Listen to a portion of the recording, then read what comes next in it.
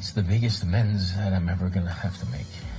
Dean McDermott is getting candid about his and estranged wife Tori Spelling's separation. The open-range actor opened up about the split in an emotional interview with DailyMail.com and shared how he felt he'd hurt Tori during their time together. And all she's ever done, to this day, is want me to be happy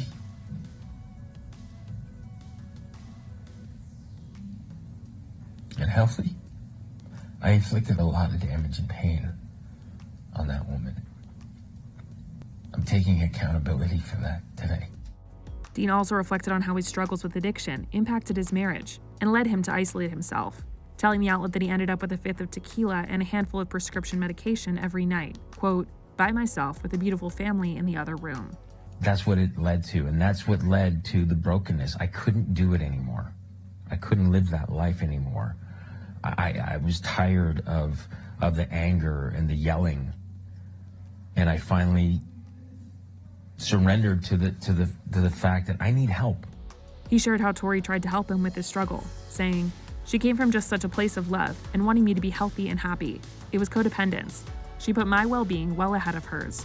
She loved me so much that she didn't really want to tell me how it was affecting her, although I could see it in her face. But again, I was so selfish that it was like, okay, note that, but never mind, move on.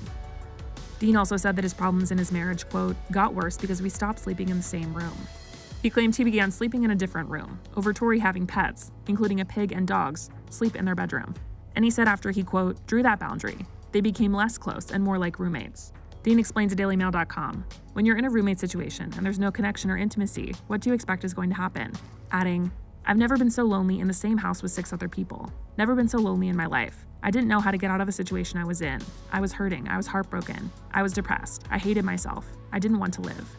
He said Tori was the one that ultimately told him he needed to get treatment. He went to rehab this summer and is now sober. And he added of how his struggles affected their relationship.